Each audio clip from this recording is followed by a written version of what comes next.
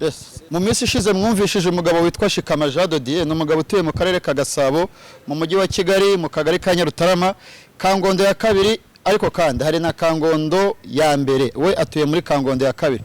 Ni umugabo w'imyaka 41, ni umugabo kandi ufite abana batanu, ni umugabo wagejejwe bwa mbere ku rukiko rw'ibanze rwa Kicukiro ahagana saa 2 za mu gitondo, arindiwe umutekano bikomeye. Ni umugabo ukurikiranwaho n'ubushinjacyaha ibyaha bibiri, icyaha cya jenoside n'icyaha cyo gukurura amacakubiri muri rubanda. Shikama ibyo byaha byose akurikiranwaho bishingiye kuri audio y'iminota 9 n'indi y'iminota 2. Ntabwo tuvuga byinshi, ahubwo reka twitsemo gakeya mbere yo gukomeza tubanze tubumvishe bimwe mu byo akurikiranwaho bishingiye ku majwi yifashe akayoherereza abantu batandukanye.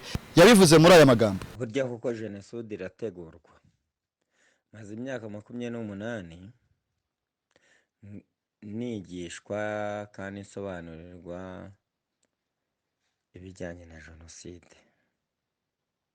Cyane cyane nagiye numva nkanabwirwa nkanasobanurirwa ibijyanye na jenoside yakorewe abatutsi. Jenoside yakorewe abatutsi yatangiye kera, itangira bafatwa nk'igice kimwe cy'abanyarwanda, birangira icyo gice cy'abanyarwanda gishyizwe mu kato, cyiswe abanyarwanda bigometse ku butegetsi, kandi cyitwa abanyarwanda batari abanyarwanda bakomoka mu mahanga. Ariko nyuma y'ibi nkimara kumva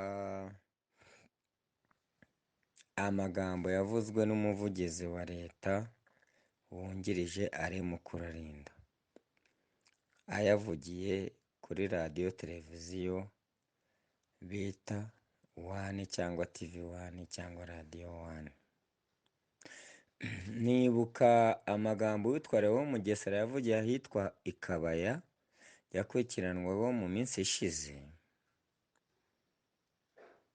nyahuza nayo uwo muyobozi w'umuvugizi wa leta cyane bari guverinoma simbizi, nsanga icyo ari Mukurarinda yakoze ari kingana n'amagambo uwitwa Lewo Mugesera yavugiye ku Kabaya, ubwo yavugaga ngo abatutsi ngo bakomoka muri Ethiopia ngo bazasubizweyo.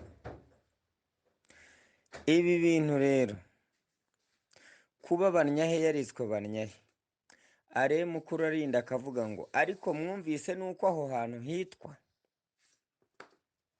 Bwa mbere na mbere leta iri gushingira ko twitwa Banyahe, mbese turi abantu bagizwe igice runaka, dukorerwa ivangura, tugiye gukurwa mu banyarwanda kubera izina twiswe. Ntabwo tuzi uwari twise ngo ninde. Ibigiye kuba muri Banyahe ndabigereranya n'amagambo Mugesera yavuze agaragaza ko ari igice cy'abanyarwanda kitakabaye kiri mu Rwanda. Aya magambo ndi kuyavuga ameze nk'umuntu uraga cyangwa usezera. Banyahe turi abantu bashyizwe mu kato, twitwa izina Banyahe, bakora ibinyamakuru, bazana Igihe nakibonye kigenda gifotora mu bishanga epfo ngiyo, ahantu ho guturwa ntibahafotora. Nkanjye Shikama Jean de Dieu ntawigeze afotora iwanjye, uhageze ntabwo wahagereranya n'ibintu nabonye ku Gihe. Turi abantu bashyizwe mu kato.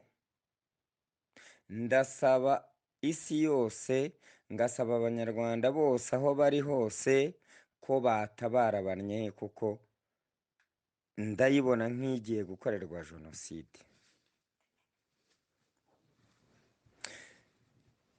Rero iyi mpuruza ndimo ntanga, mbaye ndiho ntariho, muzamenye ko twakorewe ivangura, ntabwo ari ivangura ry'amoko, ariko jenoside ntabwo ari ukuvangura amoko gusa. Ushobora gufata agace ukakita izina iri cyangwa iri, kugira ngo ukikize, ukagaragaza ko ari agace katemerewe kuba mu bandi bantu. Twe turi abantu batagomba kuba mu bandi bantu. Uzumva ubu butumwa ndi gutanga wese, akazumva ababanye twarapfuye cyangwa turiho cyangwa tutakiriho, azamenye ko leta y'u Rwanda yateguye jenoside kuri Banyahe. Ubu butumwa mubugeze ahantu hose, ndatabaza, ndahuruza, twakorewe ivangura na leta y'u Rwanda, guverinoma y'u Rwanda, ariko simpamya ko ibi bintu ari ibintu biyobowe na perezida wa repubulika, kubera ko baramubeshya. Bafata amafoto bakajya mu gishanga epfo iyo ngiyo, ibintu byavuye Nyabisindu, ibyavuye muri Juru, Juru ni umudugudu w'abakire duturanye, ibyavuye Nyarutarama mu Gahinga, ibyavuye Kibagabaga, byose bakabyitirira Banyahe kugira ngo dukorerwe ubugome. Urupfu nzapfa Ndishikama Jean de Dieu, ntanze impuruza, ndamenyesha abanyarwanda aho bari hose ku isi ko turi abantu bakorewe ivangura, twitwa amazina, baduhimba Banyahe. Banyahe bayita manegeka, kubera ko ari ubutaka bukenewe kandi bugomba gukorerwaho ibikorwa bikomeye. Ngenda umuntu wakorewe icyo nakita iyicarubozo mu buryo butandukanye. Hari n'igihe cyageze inzego z'umutekano ziramfata, ziramfunga, ntacyo zitakoze. Ubu butumwa ndi gutanga, niba Banyahe iramutse ikorewe iyicarubozo, muzamenye ko ari jenoside yateguwe mu gihe cy'imyaka 6.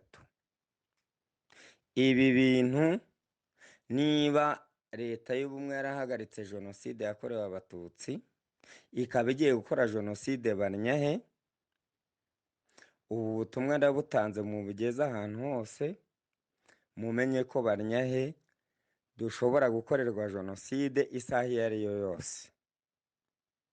Ntacyo twacumuye ku buyobozi, icyo badushinja ngo nuko tutimukira mu mazu bubatse.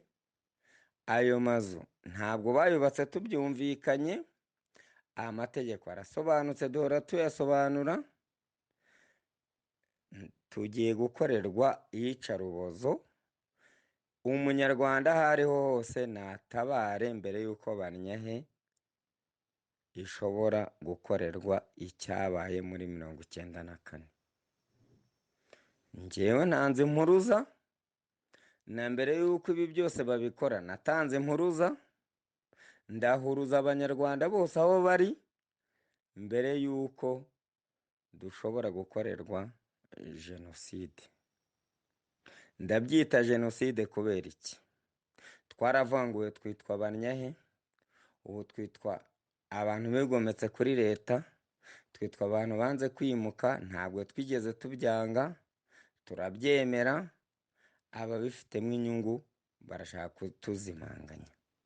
Umunyarwanda wese ahari, abe perezida wa repubulika, ab'abaturage, ab'isi yose, niba perezida wa repubulika ibi bintu atabirimo ntitubizi, niba birimo ntitubizi, kuko hari n'uwatanze ubuhamya ngo yubakiwe na perezida. Ngenda mu nyomoza mvuga yuko perezida adashobora gutanga ruswa kandi atatanga komisiyo. Urupfu nzapfa abanyarwanda, nitangiye Banyahe, sinzemera isenywa cyangwa ihohoterwa. Niba leta y'ubumwe yarahagaritse jenoside, nihagarike na jenoside iri gutegurwa kuri Banyahe. Murakoze Abanyarwanda. Nyuma yo gusohora ayo majwi, ubuyobozi bw'akarere ka Gasabo bwaramuhamagaye ngo abwitabe, agenda azi ko agiye muri deal cyangwa se mu buryo babasha kumvikana mu bijyanye no kumugurira, kuko avuga ko afite umutungo ungana na miliyoni 90 n'ikimenyimenyi.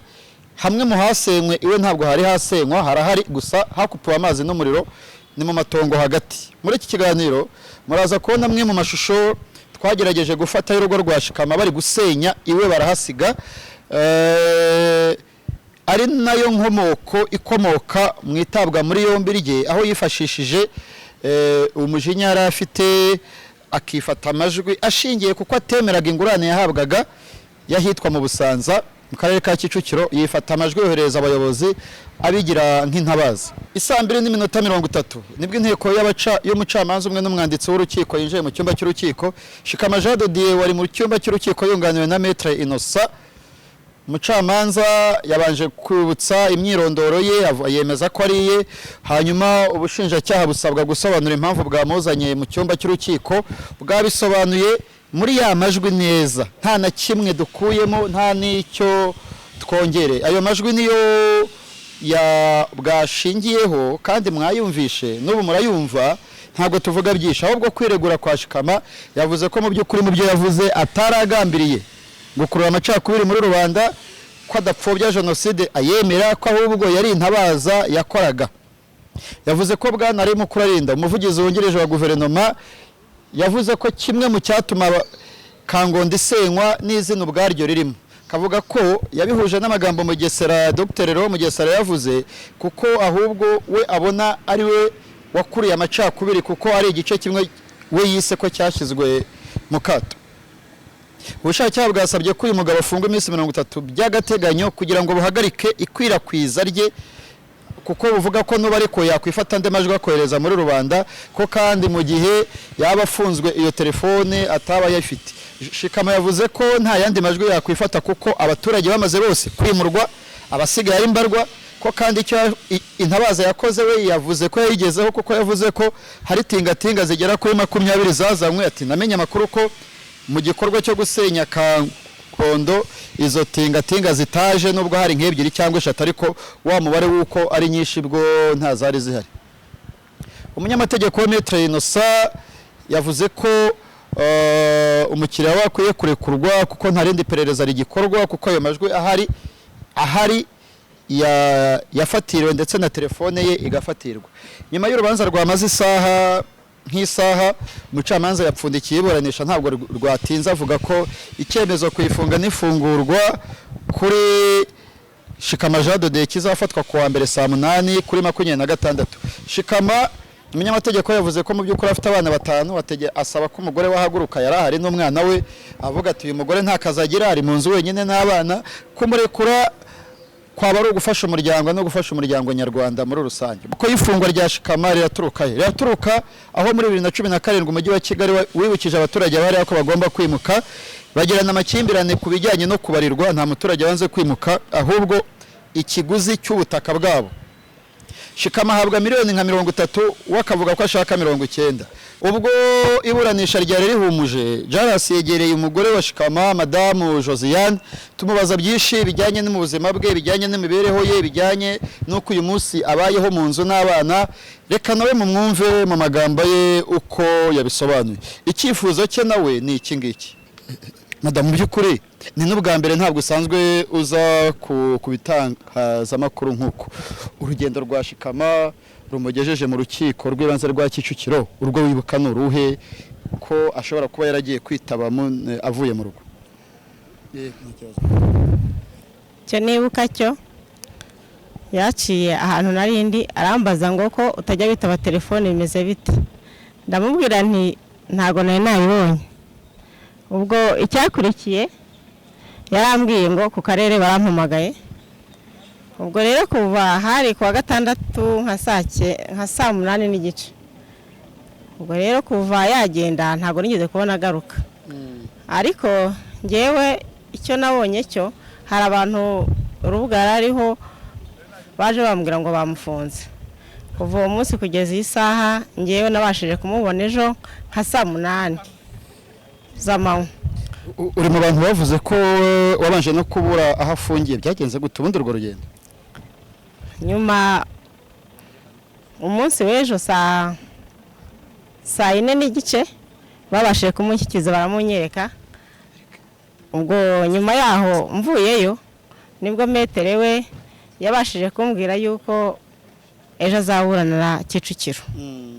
Nabonye mu rukiko umunyamategeko wavuga ati uri umumama w'abana 5 bagutangaho bavuga bati bareba ukuntu arekurwa by'agateganyo. Ubyizeye ku kihe gipimo? Ngewe ukuntu byizeye ndi kubona Imana dusenga ishobora byose ifite ubushobozi bwo kuba yamurekura akaza akabasha kwishyura abana amashuri, dore ko natangiye akabasha kubagaburira, kuko ngewe ahantu nasigaye ni mu matongo. Ikindi cya kabiri cyo nta mazi ahari, nta muriro uhari. Imana yo mu ijuru ishobora byose yamurekura ikamubabarira ikintu cyose yaba atekerezwaho kugira ngo abashe kwigisha abana, kuko dore ko nta n'akazi mfite bitewe n'uko ahantu ndi mu matongo mbafite n'ubwoba ko n'ibikoresho bya bihasigaye abajura bameze nabi babitwara. Nyuma yo gusenya Kangondo ya 2 n'iya mbere Kibiraro ya mbere nahasigaye mu bantu bazwaho imitungo minini, byatumye bahadusigaza igikurikira ntago turakimenya, ariko ntago bigeze badusenyera. Mu ijambo rimwe icyifuzo cyawe ni ikihe? Icyifuzo mfite nuko bamurekura akaza akabasha kwishyura abana amashuri, agashaka n'ahantu twaba hari amazi n'umuriro. Nicyo cyifuzo mfite, akishyura abana be akabashakira ibikoresho by'ishuri, dore ko afite abana biga segonderi kandi nta bushobozi nagira bwo kwishyurira abo bana bitewe nuko nta kazi mfite kandi nsigaye mu matongo ngenyine. Nanjye nkabona abandi twabana nkava aho hantu nkagenda nkasanga abandi bantu aho batuye mbagenyine nta wundi muntu uhari. Uyu munsi ibibazo by'abaturage bo muri Kangondo izwi nka Barinyahe biri mu nkiko. Kuri 23 hari urubanza ndetse no kuri 29 hari urubanza. Tuzafata igihe dusure Kangondo twerekana uko imeze uyu munsi, nkuko wajya mu Kimicanga ukerekana bire ari amashyamba bateyemo, cyangwa mu Kiyovu ukerekana za Onomo na M Hotel, kimwe mu bice byasenywe mu mujyi wa Kigali. Twizere ko kiriya gice kizajyamo amazu y'icyitegererezo, cyangwa hakazaba ubusitani nk'uburi za La Paris no mu bindi bice byagiye bisenywa kubera ko byari mu gice cy'amazi. Twikomereze gahunda za Jaras zo zirakomeza. Ngewe nitwa Jean Paul Nkundineza.